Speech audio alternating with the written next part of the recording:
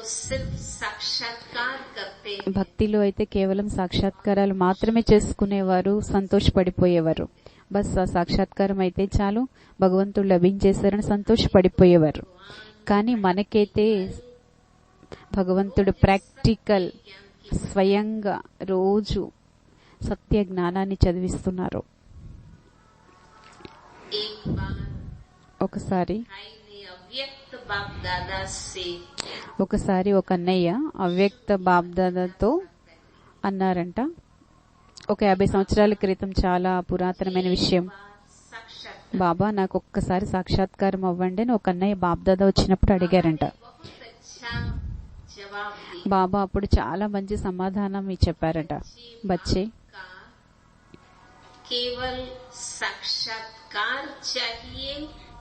బచ్చే కేవలం నీకు తండ్రి యొక్క సాక్షాత్కారం కావాలా, లేదంటే పూర్తిగా తండ్రే కావాలి? ఏం కావాలి మీకు? కేవలం ఒకసారి కనబడితే చాలా, సాక్షాత్ నేనే కావాలా, లేదా నా సాక్షాత్కారం కావాలా? అర్థమైంది కదా, మనకి సాక్షాత్ బాబాయే లభించారు. ఒక సాక్షాత్కారం ఏంటి? సత్య జ్ఞానం తండ్రిది మనకి లభించింది, బాబా ప్రేమ లభించింది.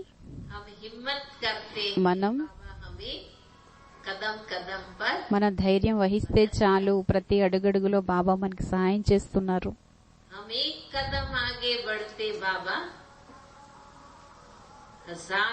మనం కొన్ని అడుగులు వేస్తే చాలు, బాబా 1000 అడుగులు మన చేత దగ్గరుండి వేయిపిస్తున్నారు. కాబట్టి ఇప్పుడు మన లోపల ఇంత జాగృతి, అవేర్నెస్ అనేది,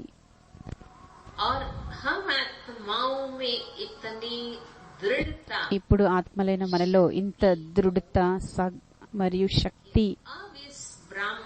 ఇప్పుడు ఇంకా ఈ ఒకవేళ మన బ్రాహ్మణులు అయిన తర్వాత కూడా పాపాలు చేస్తే ఆ పాపం అనేది 100 రెట్లు పెరిగిపోతుంది.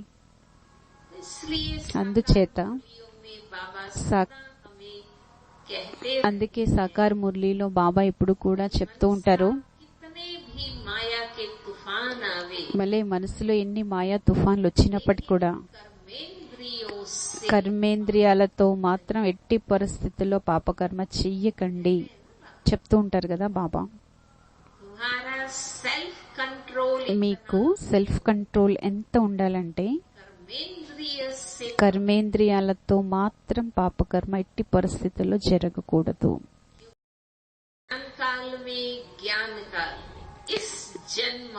ఈ జన్మలో అజ్ఞాన కాలంలో కావచ్చు, జ్ఞాన మార్గంలో కావచ్చు, ఏవైతే పాపాలు చేశామో అవన్నీ కూడా సత్యంగా రాసి బాబాకి చేయాలి. లౌకికంలో గాని జ్ఞానంలోకి వచ్చే గాని ఏవైనా పాపాలు చేస్తే బాబాకి రాసి ఇచ్చేయాలి. రాసి ఇచ్చేసి బాబాని క్షమాపణ అడగాలి. బాబాకి పూర్తిగా చెప్పాలి. మన జీవిత పుస్తకాన్ని తెరిచి చూపించాలి బాబాకి. బాబా, నేను ఇక నీవాడిని, ఇది నా జీవితం ఇలా ఉంది, కానీ ఇక నేను నీవాడిని. నేనిప్పుడు బాబా దగ్గర ఏ విషయాన్ని కూడా దాచకూడదు. జ్ఞానకాలంలో అజ్ఞాన కాలంలో ఇప్పుడు ఏమేం చేశారో మొత్తం మన జీవిత కథనంతటిని కూడా బాబాకి రాసిచ్చేయాలి. బాబా అంటారు, అలాగ రాసిస్తే సగం మాఫీ అయిపోతుంది, అంటే సగం తరిగిపోతుంది, క్షమాపణ ఉంటుంది. వాస్తవంలో అయితే కర్మ సిద్ధాంతానుసారంగా చూస్తే మాత్రం మాఫీ అవ్వదు. ఏ కర్మ అయితే మనం చేస్తూ ఉంటామో దాని ఫలితం మనం తప్పనిసరిగా అనుభవించాల్సిందే. అది కర్మ సిద్ధాంతం. ఈ ప్రాపంచిక ఆట కర్మ సిద్ధాంతాలతోనే తయారైంది. ఎవరు చేస్తారో వాళ్ళు పొందక తప్పదు. కానీ భగవంతుడు వచ్చారు కాబట్టి స్వయంగా ఇప్పుడు సంగమ యుగంలో భగవంతుని యొక్క స్పెషల్ ఆఫర్ ఇది. మీరు సత్యంగా ఏ విషయాన్నైనా చెప్పేయండి, సగం నేను క్షమించేస్తాను, మాఫీ చేసేస్తాను అని. इसलिए मधुबन आए हैं। అందుచేత మీ అందరూ మధుబన్ ఎందుకు వచ్చారు? अब तो ज्ञान है, समझ सकते ఇప్పుడు జ్ఞానం ఉంది, అర్థమవుతుంది, అర్థం చేసుకోగలరు ఏమేం పాపాలో మీకు తెలుసు. लिख के बाबा को ఇప్పుడు మీరేం చేయాలంటే ఏది పాపమో తెలుసు, ఏం జరిగిందో తెలుసు, అవన్నీ రాసేసి ఇచ్చేసేయండి. लेटर टू बाबा बॉक्स होता है, లెటర్ టు బాబా అని బాబా గదిలో ఉందా? చూసారా? బాబా గదిలో బాక్స్ ఉంటది. ఎవరెవరు చూసారు? లెటర్ బాక్స్ ఉంటది కదా బాబా గదిలో. అందరూ కూడా బాబాకి లెటర్ రాసి అందులో వెయ్యాలి. इसमें लिख करके हम ఉత్తరం రాసేసి ఆ లెటర్ బాక్స్ లో బాబా గదిలోకి వెళ్లి వేసేయండి. सच्चाई బాబాకి సత్యంగా చెప్పేసేయాలి, వ్రాసిచ్చేయాలి. ఎప్పుడైతే మీరు ఉత్తరం రాసి సత్యంగా చెప్పేస్తారో మీ మనస్సంతా తేలిక పడిపోతుంది. वरना वो किया हुआ कर्म आंखों के सामने, मन की बुद्धि के सामने ఎప్పుడైతే మనం చేసినవన్నీ మన కంటి ముందు, మన బుద్ధి ముందు వచ్చేసాయో, అది లెటర్ గా మనం రాసేటప్పుడు అన్ని ఎదురుగా తెచ్చుకుంటాము. బాబాకి రాసి ఇచ్చేయడము అంటే दोबारा वो भूले। రెండోసారి ఇంకెప్పుడు ఆ పొరపాట్లు చెయ్యకూడదు. बाबा को किस लिए लिख के दे, బాబాకి ఎందుకు మనం రాసిచ్చాం? రాసిచ్చింది ఎందుకు? రెండోసారి ఆ పొరపాటు జరగకూడదనే కదా. और तीसरी बात बाबा ఇంకా మూడో విషయం బాబా అంటారు, के जन्म जन्मांतर से किए हुए विकर्मों का हिसाब किताब జన్మ జన్మల నుండి చేసినటువంటి లెక్కాచారాలు, రుణ ఖాతాలు యోగ బలంతో భస్మం చేసుకోవచ్చు. इसलिए बट्टी रखी అందుకనే కదా బట్టి పెట్టుకున్నాం మనం. कि हम समय निकाल कर మనందరం కూడా సమయం ఇచ్చుకుని, సమయం కేటాయించి కూర్చొని అధికంగా అభ్యాసం చేసుకోవటానికి, బట్టి ఎక్కువ సమయం బాబా స్మృతిలో కూర్చోవడానికి खुद को पक्का మరియు స్వయాన్ని పక్కాగా తయారు చేసుకోవడానికి, शुद्ध आत्मा, పక్కాగా నేను శుద్ధాత్మను అనేది అనుభూతి చేసుకోవడానికి, పక్కా చేసుకోవడానికి. నేను శుద్ధాత్మను, अनादि आदि मेरा स्वरूप, నా అనాది ఆది స్వరూపం, పవిత్ర స్వరూపం. ये हम खुद को पक्का कराए। ఈ విషయాన్ని స్వయానికి స్వయం పక్కా చేసుకోవటానికి. अब हम ये न कहें ఇప్పుడు మనం ఇలా అనకూడదు, ఇలా ఆలోచించకూడదు. मेरा स्वभाव है, నా స్వభావమే ఇంత, आदत है, నా అలవాటు ఇంతే, ఇలాంటివన్నీ అనకూడదు, ఆలోచించకూడదు. లేదు, అలా అనకూడదు. ఇప్పుడు మనకి తెలుసు हम शुद्ध మనం శుద్ధాత్మ అనే విషయం బాబా మనకి అర్థం చేయించారు కదా. మనం ఒకప్పుడు పరమ పవిత్రాత్మలం. रोज खुद को याद రోజు స్వయానికి జ్ఞాపకం చేయించుకోండి ఈ విషయాన్ని. बल से బాబా అందుకే అంటారు, యోగ బలంతో వికర్మల్ని భస్మం చేసుకోండి. इसलिए అందుచేత बाबा के बच्चे బాబా పిల్లలు जब जब बट्टी रखी जाती है ఎప్పుడెప్పుడైతే బట్టి పెడుతూ ఉంటారో से చాలా ఇంట్రెస్ట్ గా బట్టీలకు వస్తూ ఉంటారు, సంతోషంగా వస్తారు. संगम युग में సంగమ యుగంలో हमें दो कार्य कर 2 కార్యాలు చేయాలి మనమంతా. 63 जन्मों के उद्धार को 63 జన్మల అప్పులు తీర్చాలి. 63 జన్మల అప్పులన్నీ క్లోజ్ చేసేయాలి, సమాప్తి చేసేయాలి. कार्य हमें ఇంకా రెండో పని ఏం చేయాలంటే 21 जन्मों के लिए 21 జన్మల కోసం सत्कर्मों को సత్య కర్మల్ని జమ చేసుకోవాలి. संगम युग में సంగమ యుగంలో हमें మనము ఈ ఛాన్స్ మనకి దొరికింది. దయచేసి మొబైల్స్ कर्म का ज्ञान मिले। సత్య జ్ఞానం లభించింది. ఇది బట్టి మొబైల్స్ అన్ని కూడా సైలెంట్ మోడ్ లో పెట్టండి. शिव बाबा की श्री చాలా డిస్టర్బెన్స్ ఫోన్స్ మోగుతున్నాయి. सत्कर्म ఈ సమయంలో क्यों हम सेवा करते మనం సత్య కర్మలు చేయాలి. वचन से कर्म से మనసా వాచ కర్మణ क्यों हम तन मन धन सेवा में लगाते हैं? తనువు మనసు ధనం ఎందుకు ఈ సమయంలో మనం సేవలో పెడుతున్నాం? जन्मों के लिए మనం 21 జన్మల కోసం जमा कर। జమ చేసుకోవాలి.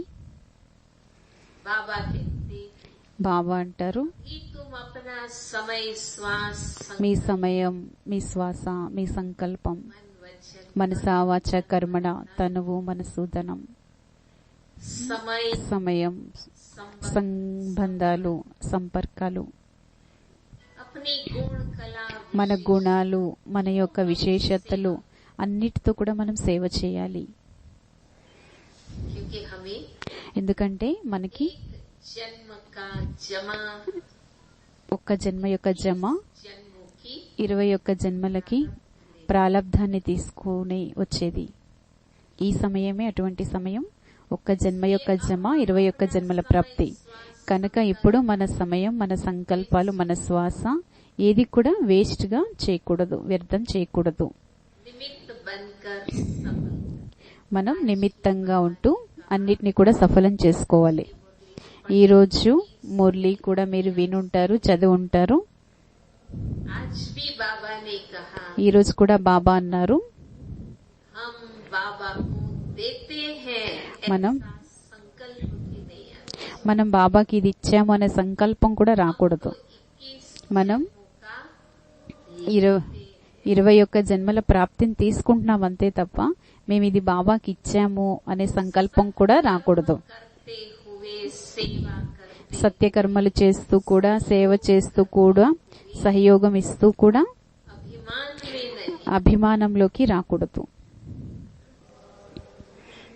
बाबा का है, బాబాది, बाबा के कार्य में బాబా కార్యంలో సఫలం చేస్తున్నాం. मैं बाबा का हूँ నేను బాబా వాడిని मीन्स मेरा जो అనగా है वो నాదేదైతే ఉందో అదంతా కూడా బాబాదే. मैं बाबा का हूँ। నేను బాబా వాడిని, బాబా నావారు అంటారు కదా, మనందరం అంటాం కదా, నేను బాబా వాడిని. పాడతారు కదా, పాటలు పాడతారు కదా, నేను బాబా వాడిని, బాబా నావారు. ఏ విధంగా మామూలుగా ఇదే ఊరికనే పోవటం లేదు కదా, నిజమే కదా అది. నేను బాబా వాడిని అంటే నా దగ్గర ఏదైతే స్థూలంగా సూక్ష్మంగా ఉందో అదంతా కూడా బాబాదే. श्रीमत पर हम यूज శ్రీమతం అనుసారంగానే ఇంకా ప్రతిదీ కూడా ఉపయోగించాలి. तो ये दो पुरुषार्थ हमें करना। కాబట్టి ఈ 2 రకాల పురుషార్థం కూడా మనం చేయాలి. इसलिए అందుచేత पक्का करना। పక్కా చేసుకోవాలి.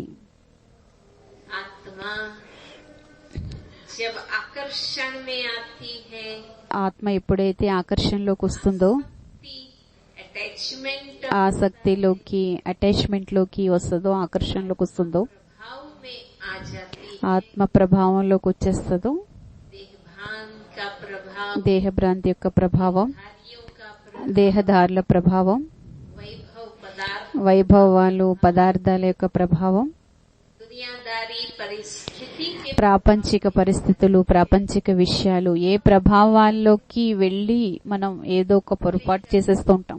పొరపాట్లు ఎందుకు చేస్తాం? ఏదైనా ప్రభావంలోకి వెళ్తేనే కదా చేస్తాం. అందుచేత योग का अभ्यास क्यों चाहिए? యోగాభ్యాసం ఎందుకు కావాలి?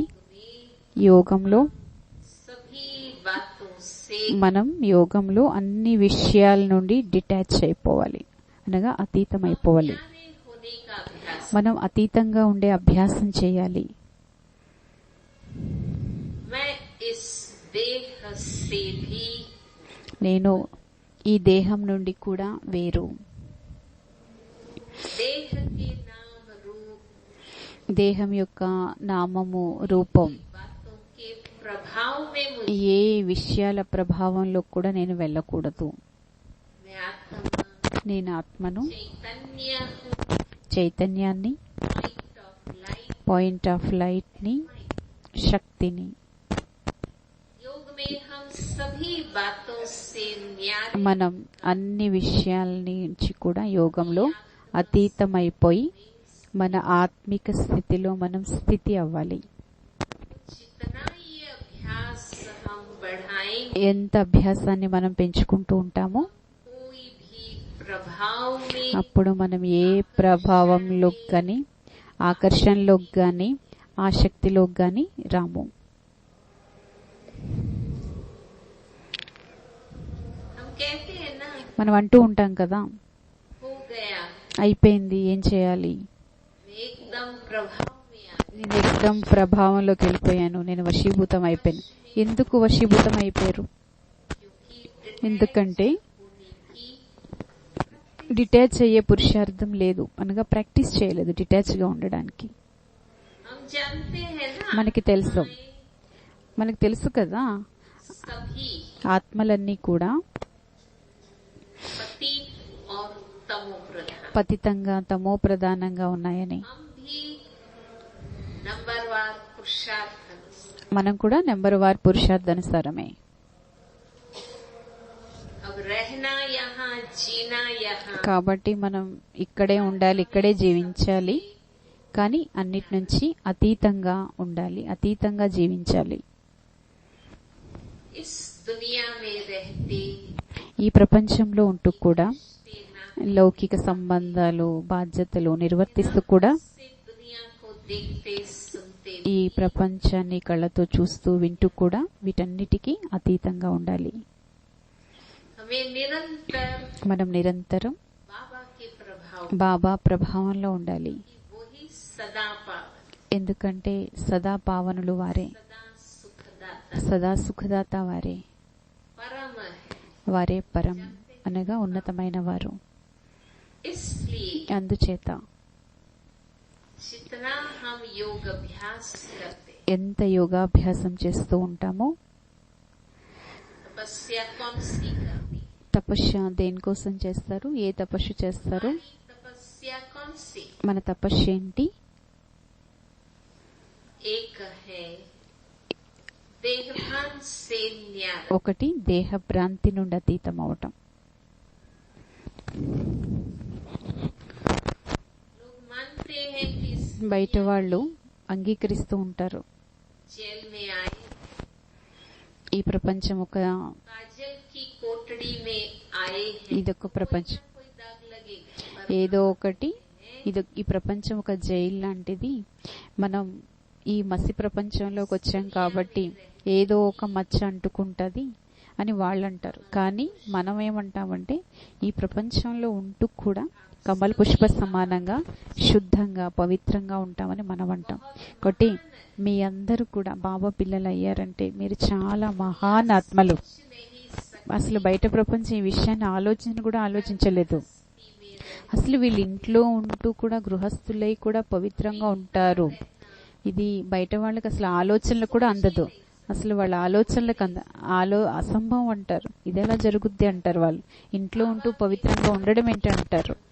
కానీ బాబా యొక్క సత్య జ్ఞానం యొక్క శక్తి, और आप सभी वो ही कल्प पे అంతేకాకుండా మనందరం కూడా కల్పం ముందు యొక్క దేవీ దేవతా ధర్మానికి సంబంధించినటువంటి దేవాత్మలం. मिलते ही ఎప్పుడైతే మనకి జ్ఞానం లభించిందో ఆ ఆది సంస్కారం, बदल गई, పవిత్ర సంస్కారం జాగృతి అయింది. మన యొక్క దృష్టి వృత్తి మొత్తం మన జీవిత విధానం అన్ని వెంటనే మార్చుకోగలిగాం. కాబట్టి మీ అందరికీ సంతోషమైన ఇంత మంచి జీవితం మనది. కాబట్టి మీ వీపుని మీరే, మీకు మీరే వీపుని అంటే శబాష్ శబాష్ అంటూ మీ వీపుని మీరే తట్టుకోండి. ఎంత అద్భుతం! అందరూ వీపు తట్టుకొని చెప్పండి, శబాష్ మా జీవితం అద్భుతం, అద్భుతం మా జీవితం. ఎందుకంటే భలే మన రూపాలు సాధారణంగా ఉండొచ్చు, మన సాధారణ పేరు కావచ్చు, కానీ ఆత్మలైన ఆత్మలం, మన మహాన్ ఆత్మలం, पवित्र మనందరం కూడా పవిత్ర ఆత్మలం, योगी మనందరం కూడా యోగి ఆత్మలం. हमारा కానీ మన లక్ష్యం చాలా ఉన్నతమైనది. ब्रह्मचर्य से బ్రహ్మచర్యం, ब्राह्मण जीवन शुरू हुआ. మన బ్రహ్మచర్యంతో మన బ్రాహ్మణ జీవితం మొదలైంది. लक्ष्य है మన లక్ష్యమే संपूर्ण निर्विकारी, సంపూర్ణ నిర్వికారిగా మారటం. विकार का कोई अंश भी न. వికారాల యొక్క కొంచెం కూడా అంశం కూడా ఉండకూడదు. अगर मन में भी ఒకవేళ మనసులోనైనా సరే काम वासना के विचार, కామవాసన యొక్క ఆలోచనలు వస్తాయి, मन में क्रोध उत्पन्न होता है, మనసులో క్రోధం ఉత్పన్నమైతే अच्छा नहीं लगता, మనకి నచ్చకూడదు, हमें ग्लानि होती మనకి అవమానం అనిపించాలి. गंदगी, ఏంటి మనసులో కూడా ఈ చెత్త ఎందుకు? हम पूर्ण शुद्ध बना, మనం పూర్తి శుద్ధంగా మారిపోవాలి.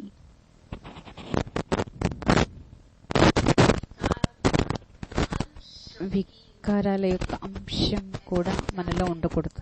ఏమిటి అందరూ అదే కోరిక కదా, మనసులో యుద్ధం జరగాలని కోరుకుంటారు. ఏం కోరుకుంటారు మీరందరూ? యుద్ధం ఉండకూడదనా యుద్ధం ఉండాలనా? ఏం కోరిక? మనసులో కూడా యుద్ధం ఉండకూడదనే కదా కోరుకుంటారు. కర్మల్లో మనం ఎలాగూ పవిత్రంగానే ఉంటాం, కానీ మనస వాచాలో కూడా వికారాల యొక్క అంశం ఉండకూడదు. ఒకవేళ బ్రాహ్మణులు అయ్యి కూడా అలౌకిక జీవితం తీసుకొని కూడా काम वासना है కామవాసన ఇంకా ఉంది అంటే तो आत्माभिमानी नहीं बन सकते, ఆత్మాభిమానులు కాలేరు.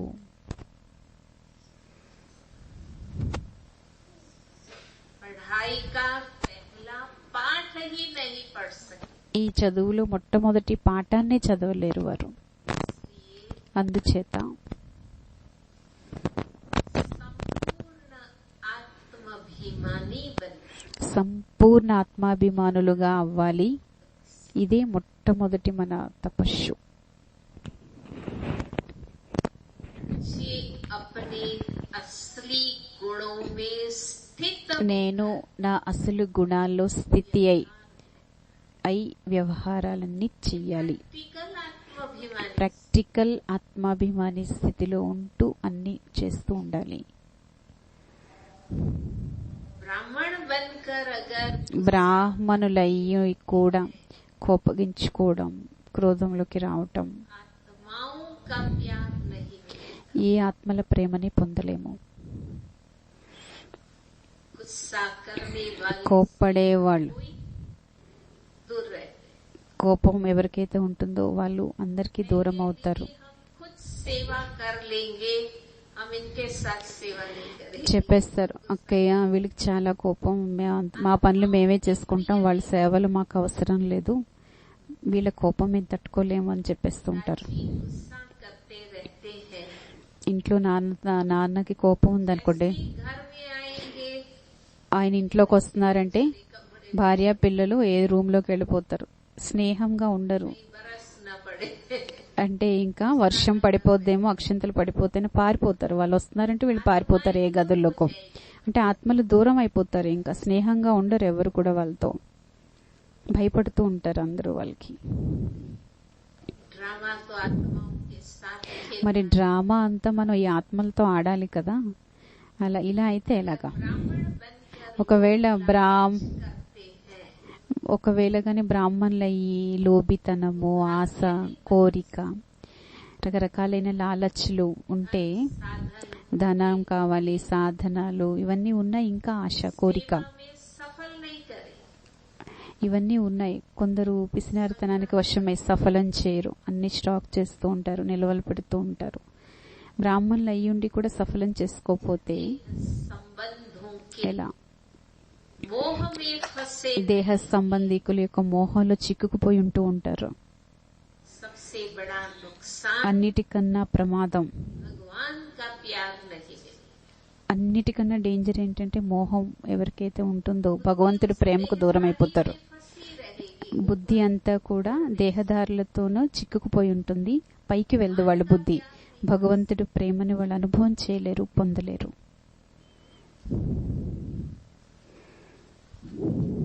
अभिमान में आएंगे, అలాగే అహంకారంలోకి, అభిమానంలోకి వస్తే कहते हैं బాబా అంటారు, कि अभिमान आया, ఎవరికైతే అభిమానం వస్తుందో उतरती कला వాళ్ళకి వెంటనే ఇంకా దిగే కళలు స్టార్ట్ అయిపోతాయి. వాళ్ళు మెట్లు దిగేస్తారు, ఇంకా దిగజారిపోతారు. था, జ్ఞానం లేనప్పుడు వేరు, पद प्रतिष्ठा ధనము, సంపద, పదవి, बुद्धि బుద్ధి, రూపము, ప్రతిష్ట, पढ़ाई का अभिमान। చదువు యొక్క అభిమానం, ఇవన్నీ జ్ఞానం లేనప్పుడు ఇవన్నీ ఉండేవి. अब बाबा के కానీ ఇప్పుడు బాబా పిల్లలు అయిపోయాం కదా, అలాంటి ఏ అభిమానాలు ఇంకా ఉండకూడదు. अब हमें ఇప్పుడు మనం सेवा का अभिमान आ जाता है। ఇప్పుడు జ్ఞానంలోకి వచ్చాక సేవా అభిమానంలోకి వచ్చేస్తాం. సహయోగం చేశానని అభిమానంలోకి వచ్చేస్తూ ఉంటాం. अपने पुरुषार्थ का अभिमान, నా పురుషార్థం బాగుంటదని అభిమానంలోకి వచ్చేస్తూ ఉంటాం. विशेषता నాలో ఇన్ని విశేషతలు ఉన్నాయి అని అభిమానం వచ్చేస్తూ ఉంటది. अभिमान आने से गुण ఎప్పుడైతే అభిమానం వచ్చిందో ఈ విశేషతలు, ఈ గుణాలన్నీ కూడా అవగుణాలుగా మారిపోతాయి. अभिमान का जहर पड़ गया। ఎందుకంటే అభిమానం అనే విషయం గుణాల్లో పడితే మొత్తం అంతా అవగుణాలతో నిండిపోతాయి ఆ గుణాలన్నీ కూడా. అందుచేత हमारा लक्ष्य है మన లక్ష్యము संपूर्ण निर्विकार। సంపూర్ణ నిర్వికారిగా అవ్వటం. हमारी पढ़ाई कौन सी है? మన చదువు ఏంటి? कौन सी ఏంటి మన చదువు? ఏ చదువు? कौन सी पढ़ाई पढ़ रहे? మనం ఏ చదువు చదువుతున్నాము? मनुष्य से మనుషుల నుండి దేవతలుగా అయ్యే చదువు. देवता बनना माना क्या बनना? దేవతలుగా అవ్వడం అంటే ఏమవ్వటం? क्लियर है? క్లియర్ గా ఉందా? దేవతలు అవ్వడం అంటే ఏంటి? देवता बनना माना क्या बनना? దేవతలుగా అవ్వడం అంటే ఏంటి? महिमा क्या गाते हैं? దేవతలు అవ్వటం అంటే మహిమ ఏంటి? సర్వగుణ సంపన్న. దేవతలు అవ్వటం అంటే సర్వగుణ సంపన్న, गुण संपन्न। సర్వగుణ సంపన్నులు అవ్వటం. कोई भी गुण शक्ति की कमी न रहे। ఏ గుణాలు, ఏ శక్తులు కూడా లోపం ఉండకూడదు. సర్వగుణాలు, సర్వశక్తులు ఉండాలి. भट्टी में కాబట్టి చూడండి, చెక్ చేసుకోండి. బట్టీలో సైలెన్స్ లో ఉంటూ, మౌనంగా ఉంటూ, एकांत में बैठ ఏకాంతంగా కూర్చొని अपने आप को देखो। మిమ్మల్ని మీరు చెక్ చేసుకోండి, పరిశీలించుకోండి. कौन से गुण की कमी? నాలో ఏ గుణాలు తక్కువ ఉన్నాయి? कोई भी गुण की कमी। నాలో ఏ గుణాలు కూడా తక్కువ అవ్వకూడదు.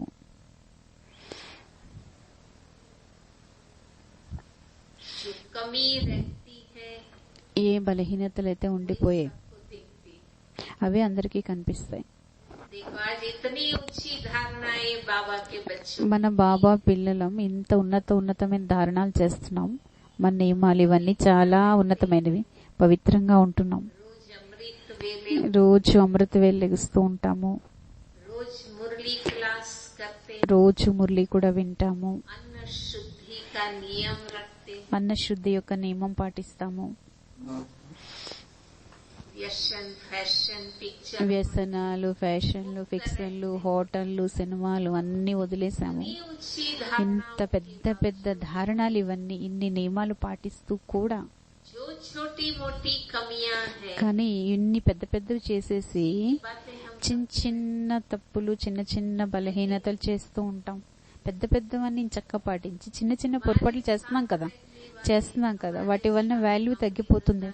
మనతో ఉండేవాళ్ళు, ఇంట్లో వాళ్ళు, ఉద్యోగం చేసిన వాళ్ళు, అవన్నీ కూడా చిన్న చిన్న బలహీనతలే మన గురించి చెప్పుకుంటున్నారు. ఈ పెద్ద పెద్ద ధారణలు వాళ్ళు కనిపించట్లేదు. ఈ చిన్న చిన్న పొరపాట్ల बरसों से जाते, వీళ్ళు ఓం శాంతికి సంవత్సరాల తరబడి వెళ్తున్నారు, కానీ వీళ్ళకి ఎంత కోపమో అంటూ ఉంటారు. तेरी मेरी भी వీళ్ళు ఎప్పుడు కూడా నీది నాది చేస్తూ ఉంటారు. వీళ్ళు పరచింతన చేస్తారు, నిందలిస్తుంటారు. వీళ్ళ మాటలు అసలు కఠినంగా ఉంటాయి. అంటే మన విశేషతలన్నీ కప్పడిపోతున్నాయి ఒక చిన్న పెద్ద బలహీనత వలన. ఒక బలహీనత ఉంటే విశేషతలన్నీ కప్పడిపోతాయి. కాబట్టి ఆలోచించండి. इतनी ऊंची नियम मर्यादा ఇంత ఉన్నతమైన గొప్ప ధారణాలు, నియమాలు చేస్తున్న తర్వాత కూడా ఈ చిన్న చిన్న బలహీనతలు हमारी इम्प्रेशन మన మీద ఉన్న ప్రభావాన్ని పోగొడుతున్నాయి. प्रभाव खराब మన మీద వాళ్ళకు ఒక మంచి అభిప్రాయమే ఉండటం లేదు, ఖరాబ్ అయిపోతుంది. सूरी కాబట్టి ఆ చిన్న చిన్న బలహీనతలు ఏవైతే ఉన్నాయో से क्यों रख? ఎందుకు నేను ఆ బలహీనతలకు వశం అవ్వాలి? ఆ బలహీనతలు నేను ఎందుకు పెట్టుకోవాలి లోపల? ఎందుకు నేను ఈ బలహీనతలన్నీ సమాప్తి చేసుకోకూడదు? क्यों बाबा संपन्न और संपूर्ण बनने की बात करते? బాబా ఎందుకు సంపూర్ణంగా సంపన్నంగా ఏ విషయాన్ని పదే పదే చెప్తున్నారు? ఈ చిన్న చిన్న బలహీనతలన్నింటినీ కూడా సమాప్తి చేసుకోమని. ఈ చిన్న చిన్నవి మన రిజిస్టర్ అంతటినీ కూడా పాడు చేసేస్తూ ఉంటాయి.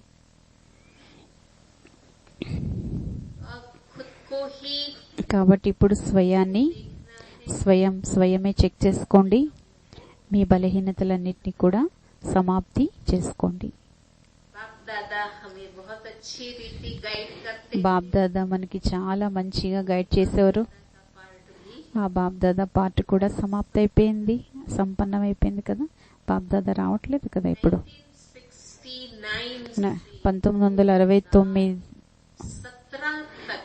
1969 నుంచి 2017 వరకు ఆల్మోస్ట్ బాబా మనకి పాలన దగ్గర 50 సంవత్సరాల అవ్యక్త బాప్ దాదా పాలన తీసుకున్నాం.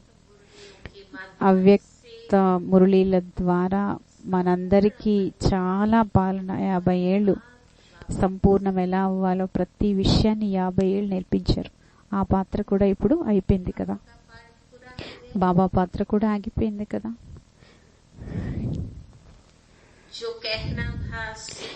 ఏదైతే చెప్పాలో ఏది నేర్పించాలో అవన్నీ చేసేసారు. నేర్పించాల్సిన నేర్పించారు, చెప్పాల్సిన చెప్పారు 50 ఏళ్ళు. ఇప్పుడు బాబా కూడా అతీతం అయిపోయారు. ఇప్పుడు మనం జాగృతి అవ్వాల్సిన సమయం వచ్చింది. ఇప్పుడు మనం ఇంకా ఆలోచించాల్సిన సమయం కూడా వచ్చింది. ఇప్పుడు ఇంకా దృఢంగా గట్టిగా నేను ఏదేమైనా కూడా సంపూర్ణం అవ్వాలి, నన్ను నేను మార్చుకోవాలి, నా పైన నేను అటెన్షన్ పెట్టుకోవాలి.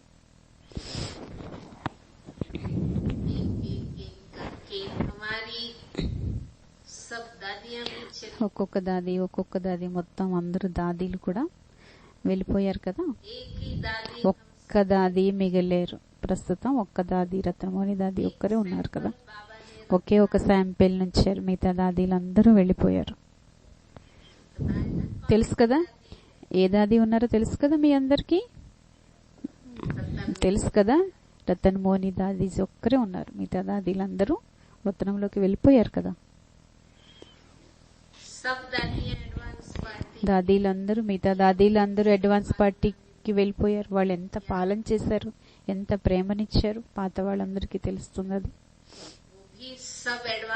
వాళ్ళందరూ వెళ్ళిపోయారు, అడ్వాన్స్ పార్టీలోకి వెళ్ళిపోయారు. కాబట్టి ఇప్పుడు స్వయం జాగృతి అవ్వండి, స్వయం దృఢత సంకల్పం చేయండి, స్వయం జాగృతి అవుతారు. ఈ సమయం బాబా మనకు అవకాశాన్ని ఇచ్చారు. లాస్ట్ ప్రిపరేషన్ మనల్ని మనం ఇక చివరి తయారీ అన్నమాట. లాస్ట్ ఛాన్స్ అనుకోండి, తయారీ చేసుకోవడానికి అవకాశం వచ్చింది. బాబా రావట్లేదు, దాదీలు కూడా లేరు కదా. ఇప్పుడు నిర్లక్ష్యం అయిపోయే సమయం కాదు ఇది. ఎవరు లేరు మధుబన్లో, బాబా రారు అని సోమర్లు అయిపోవడం కాదు ఈ సమయం. ఇంకా జాగ్రత్త పడాల్సిన సమయం ఇది. ఇంకా చురుగ్గా ఉండాల్సిన సమయం. ఇప్పుడు మన భుజాల మీదే మన బాధ్యత ఉంది. మనకి మనమే ఇప్పుడు శక్తిశాలి అవ్వాల్సిన సమయం. మనల్ని మనమే సంపూర్ణంగా చేసుకోవాల్సిన సమయం ఇది. మీకు చాలా మంచి అవకాశం దొరికింది. బాబా యొక్క మిలనం యొక్క ఆనందంలో ఉంటూ స్వయాన్ని స్వయం చెక్ చేసుకోవాలి. మనం ఎక్కడున్నాము, ఎక్కడ చిక్కుకున్నాము,